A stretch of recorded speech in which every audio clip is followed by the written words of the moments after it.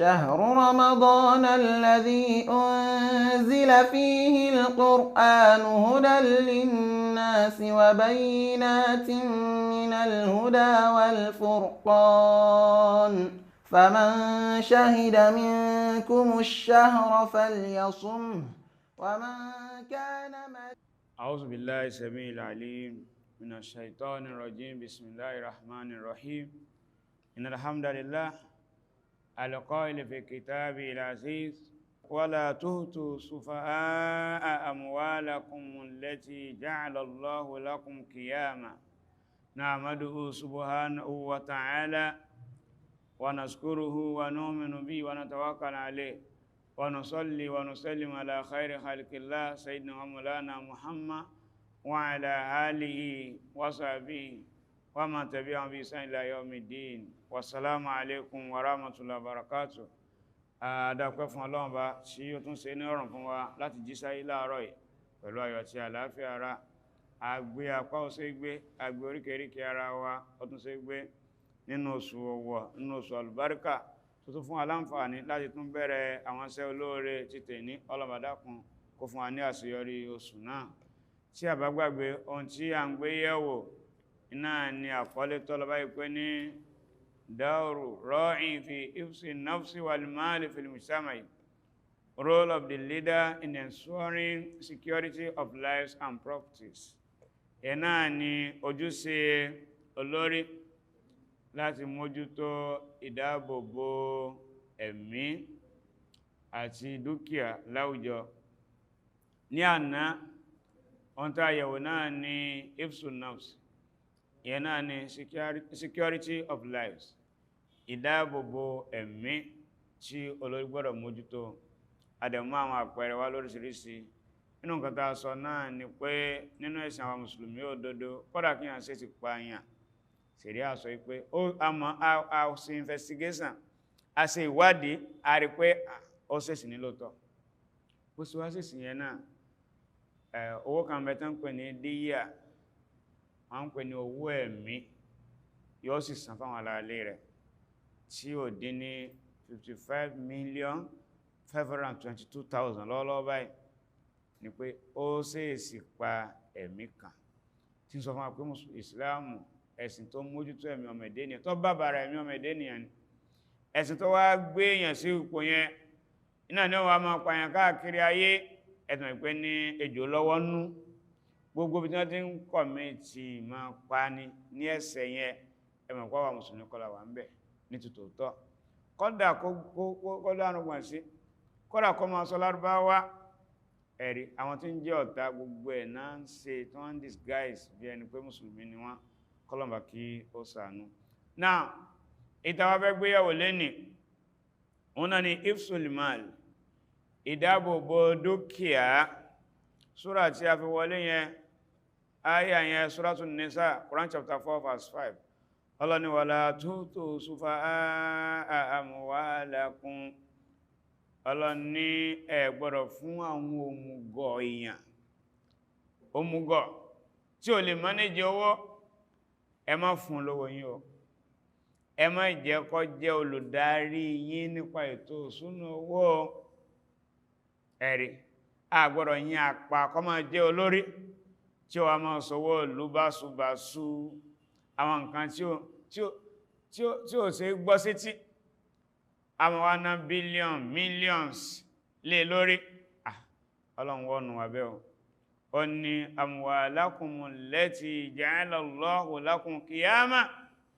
Àwọn owó yín tọ́lọ ní ẹ mójútó, ẹ gbọ́dọ̀ gbé fún àpà tí ọmọ yìí owó, tí ó lè dáàbòbò owó yín, tí ó lè invest owó yín kó fi ṣe nǹkan rẹ̀ sílùú, ẹ má fún ní owó yín o.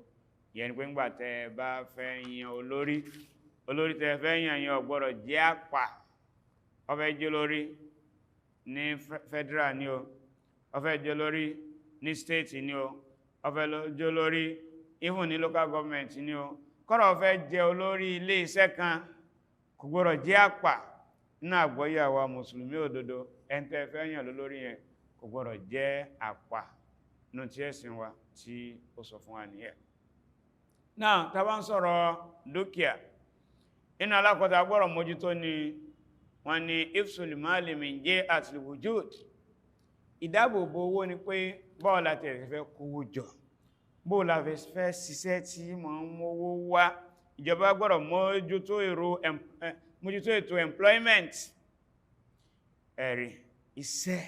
Ìjọba gbọ́dọ̀ mójútó iṣẹ́, nítorí pé Ọlọ́run bá tó dá wa yìí, àwọn nǹkan tá a fi ṣe ẹ̀mí wa tí ìṣẹ̀mí wọ́n fi jẹ́ rọrùn, Ọlọ́run lóhun ti fi ilẹ̀ fún wa, wọ́n ti dá fún wa. Nínú Suratul Mulk aya 15, Ọlọ́run ní huwa alladhi ja'ala lakumul arda salula famshu fi manakibiha wa kulu min rizqihi.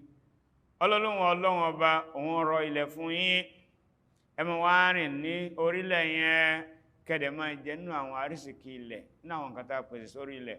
Fún délé, ìjọba rere gbọ́dọ̀ mójútó pé báwo ni àwọn nǹkan tọ́lọ́run bá ti dá fún wa tó ń jẹ́ resources, tó lè di owó, tó lè di dúkìá fún ìlú, ó gbọ́dọ̀ mójútó láti hú wọn jáde.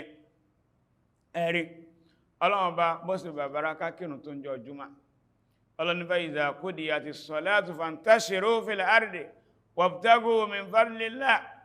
Nígbà tẹ́ bá kírun yín tán, ẹ tún fọ́n ká sórílẹ̀, kí kálukú fọ́n ká sórí ẹ̀kọ́ mọ̀ wá nu Ọlọ́run tí ó jẹ tí ó mú. Ó tún sì pé ní Ọlọ́run bá bára ká kó owó jọ ní ọ̀nà halal. Ẹ̀rí eléyìí ń sọ fún wa bí ẹ̀sìn wa ṣe mójútó ọ̀rọ̀ owó, ọ̀rọ̀ dúkìá, ó ṣe mójútó tó. Ẹ̀rí lẹ́yìn ẹ wọ́n pè kíkan ní istithmar, táwọn olóyìnbó ń pè ní investment. Ìjọba rere ó gbọ́dọ̀ mójútó, gbogbo ẹni tó bá ń jẹ́ aṣíwájú rere ó gbọ́dọ̀ mójútó. Báwo ni owó ta ní, dúkìá ta ní nínú ìlú, báwo ló ṣe fẹ́ máa gbèrú. So ìjọba máa ń ní àwọn business tí ó dẹ̀ fi àwọn tí kìí ṣe àpà tí ó fi máa ṣe adarí rẹ̀. Ẹ̀rí ó ṣe pàtàkì. Ọ̀kan nínú àwọn àfẹ́sìn, a ń pè ní Sufyanu Thawri, inú nǹkan tó sọ náà ni pé ní ó ní man kana fi yadihi min hadhihi, ó lẹ́nikẹ́ni tí ó bá nínú owó yìí níjọ́nà lọ́hùn, owó tí ń bẹ náà ni dananir àti daraim, owó díríàmù, owó dínárì. Ó lẹ́nikẹ́ni tó bá ní lọ́wọ́ nínú yín o, ẹni tó bá ní shay'un tó nínú ẹ̀ lọ́wọ́ yín, ó ní fali yuslih, ó ní kó lò dáadáa, kọ́mọ́ ló ń lòkulò, yẹsẹsimiru, kó invest rẹ̀, kó jẹ́ kó gbèrú, yahfazuhu mina diya, kó dáàbòbò, kọ́mọ́ jẹ́ kó sọnù, kọ́mọ́ jẹ́ ó lè gbé. Fa innahu zamanu man ihtaja kana awwal ma yabsulu dinahu. Ó ń torí pé ní tí ó bá mójútó dúkìá ara rẹ̀, níjọ́ tó bá wá ní bùkátà sí owó tó yẹ kó náwó, tí ó wá rówó ná, ó lóhun àkọ́kọ́ tó máa kọ́kọ́ ná náà ní ẹ̀sìn rẹ̀. Nítorí ẹ̀ ní pé ní a gbọ́dọ̀ mójútó báwo la ṣe ní owó lọ́wọ́. So ìjọba rere, báwo ni dúkìá èyí tó jẹ́ taráàlú táàjọ ní papọ̀ àti dúkìá èèyàn kọ̀ọ̀kan, báwo la ṣe mójútó inú iṣẹ́ ìjọba rere ni a gbọ́dọ̀ mójútó eléyìí. Ó ṣe pàtàkì kí a wòye sí. Nítorí eléyìí, kódà ọmọ tí òbí ẹ̀ ti kú, ọmọ tó bí ẹ̀ ti kú, wọ́n ń pè wọ́n ní al-aitam nínú ẹ̀sìn àwọn mùsùlùmí òdodo. Dúkìá tí ẹ̀sìn rẹ̀ tí àwọn òbí ẹ̀ fi sílẹ̀ yẹn, ìjọba rere a máa mójútó. Àwọn eléyìí wọ́n ti lù sí àwọn tí wọ́n bí wọn. Nínú ẹ̀sìn àwọn mùsùlùmí òdodo, Suratun Nisa, Quran chapter 4 verse 6, Allah ni wabtalu liyatama hatta idha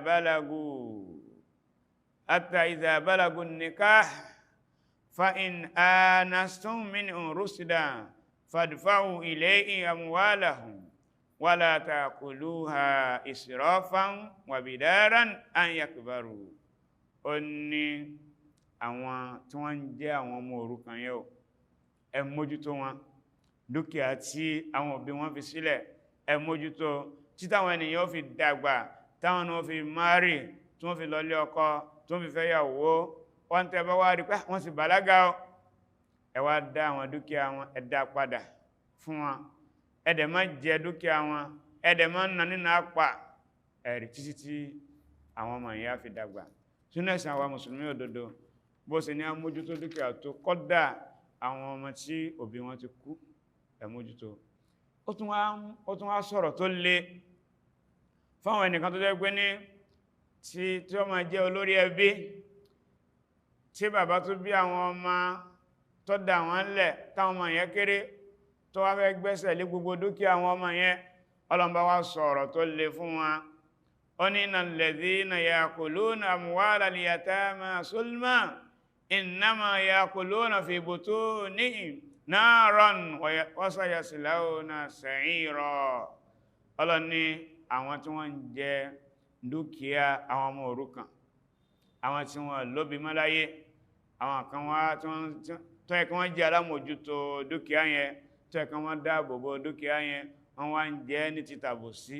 Ọlọ́run ní innama ya'kuluna fi butunihim nara. Ọlọ́run ní iná ni wọ́n ń jẹ sínú òkun wọn yẹn o. Wa sayaslawna sa'ira. Ó ní wọ́n á dẹ̀ padà sí kíní, wọ́n á padà wọ́n náà sa'ir. Kọ́lọ́n kó sọ wá ń bẹ́ẹ̀. Tó léyìn sọ fún wa wípé ní ìjọba rere ìmọ̀ mójútó dúkìá ni, kódà dúkìá àwọn tí wọ́n ti jáde láyé a mójútó àwọn ẹbí ẹ̀rìn maza jaa fi shar'i min wasa'il ifsil mal min as-sawal. Inú ẹ̀sìn àwọn mùsùlùmí òdodo Ọlọ́run bá gbélé ìkalẹ̀ láti dáàbò bo dúkìá. Ọlọ́run ní wala ta'kulu amwalakum bainakum bil batil. Ọlọ́run láàrin ara yín ẹ má ṣe jẹ owó ara yín pẹ̀lú ìbàjẹ́. Yẹn ni pé ní ẹ má jẹ owó ara yín lọ́nà àìtọ́.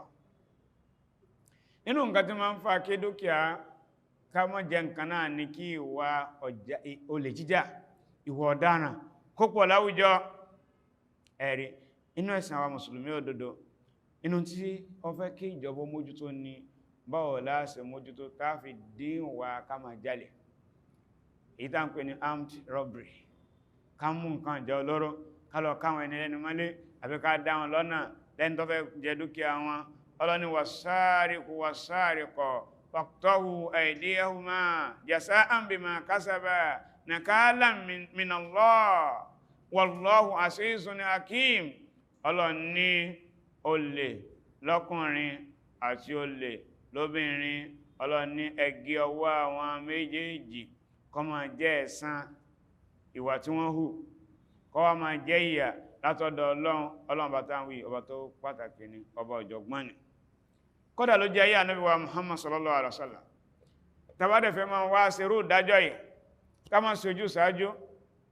Èèyàn bá jẹ́ ọmọ abíyè tó bá jalè tí olè tó jà yẹn tí sì pé bóyá ẹni tó jí bẹ̀rẹ̀ tẹ́bí ń pa ẹ̀wọ̀n kan ní ẹgbẹ́ lọ́wọ́, ṣùgbọ́n tó jalè tí olè yẹn dìsáàbù kan gé ní ọwọ́, ó ní a kìí ṣe kí ní àìbẹ̀bẹ̀ rẹ̀. Gbogbo ẹ̀ṣẹ̀ tó bá ti ní ìjìyà nínú tírà Ọlọ́run a kìí bẹ̀bẹ̀ rẹ̀. Níjọ́ náà lọ́run arábìnrin kan tó jẹ́ ẹni abíyè ó jalè, olè tó wá jà yẹn ó dìsáàbù kí wọ́n gé ní ọwọ́. Wọ́n wá lọ ń bi Ànábì wa Muhammad sallallahu alaihi wasallam. Ànábì ní ọ̀kan nínú òfin tó lọ́wọ́ bá ṣe tó ti fi jìyà tí ń di iná ní ẹ̀ ń bẹ̀bẹ̀ fún yìí. Ẹ̀rí wọ́n lè ń bẹ̀bẹ̀ fún yìí.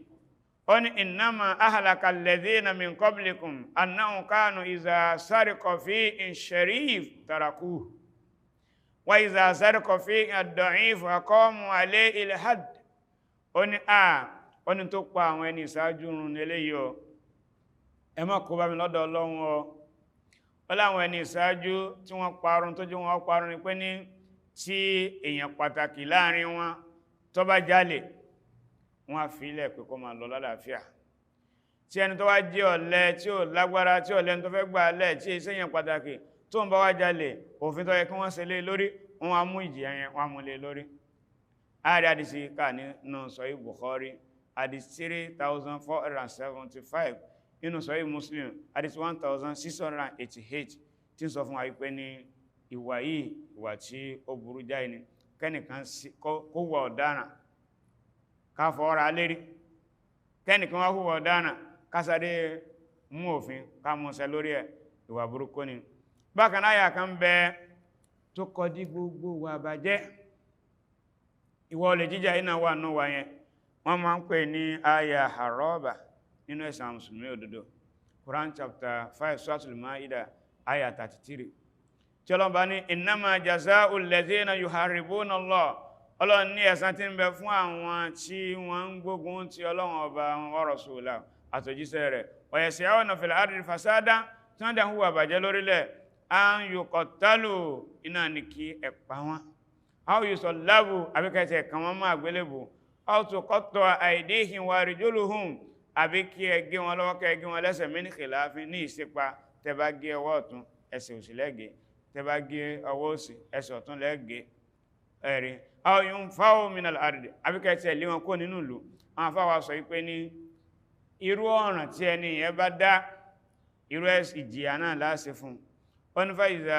qatalu yuqtalu tí wọ́n bá pààyàn ẹ̀pà wọn náà wa iza akasul mala yaqta'u kápẹ́ wọn gbowó lọ́wọ́ èèyàn ní ẹ̀rí ẹsẹ̀ kìíní ẹgẹ́ lọ́wọ́ wa iza rawwa'u ẹ̀rí wa khafu yunfaw minal ardi tí wọ́n bá wọ́n dẹ́rù bá àwọn èèyàn tí wọ́n jẹ́ káwọn èèyàn nífọ̀kànbalẹ̀ irú wọn ẹlẹ́ wọn kúrò ní àárín ìlú ẹ̀rí eléyìí sọ fún wa pé ní àwọn àwàkíwà yẹn ẹ̀sìn àwa mùsùlùmí kò fara mọ́ fún ìdílé gbogbo tá a bá fi lè dáàbò bo dúkìá lọ́wọ́ olè lọ́wọ́ dánadáná lọ́wọ́ ipé ní ká mójútó ká invest rẹ̀ ká má jẹ́ kó waste ìjọba ọgbọ́dọ̀ mójútó dúkìá aráàlú ọgbọ́dọ̀ náwó ìlú nínàkúnà tó bá fẹ́ ṣe project tó dá lójú náà ní kó fi ṣe tó máa jẹ́ àǹfààní fáwọn aráàlú náà la máa fi ń ṣe fún ìdílé ọ̀dọ̀ wa subhana rabbika rabbil izzati amma yasifun wa salamun ala al-mursalin walhamdulillahi rabbil alamin